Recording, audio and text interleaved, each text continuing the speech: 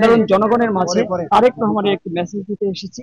যেহেতু আমি কৃষক দল করি, কৃষকদের নিয়ে কাজ করতে চাই, আপনারা আমার দলের যে ভারপ্রাপ্ত চেয়ারম্যান জনাব তারেক রহমানের জন্য দোয়া করবেন।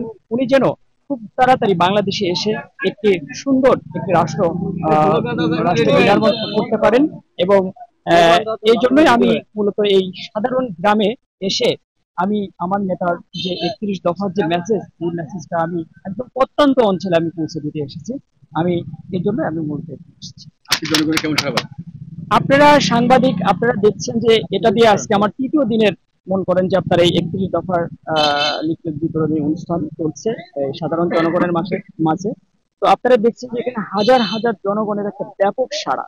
আর আপনারাই সাংবাদিক, আপনারা সবকিছুতে আপনারা নিজে চোখে দেখতে পাচ্ছেন যে সাংবাদিকটার যেদিকে তাকায় সেদিকে কিন্তু আলো জ্বলে ওঠে। তো আপনারা এই বিষয়টা হয়তো বুঝতে পারছেন যে জনগণের কি পরিমাণ একটা সাড়া আমার প্রতি, সেটা আপনারাই বিশ্লেষণ করবেন, আপনারাই আমাকে জানাবেন।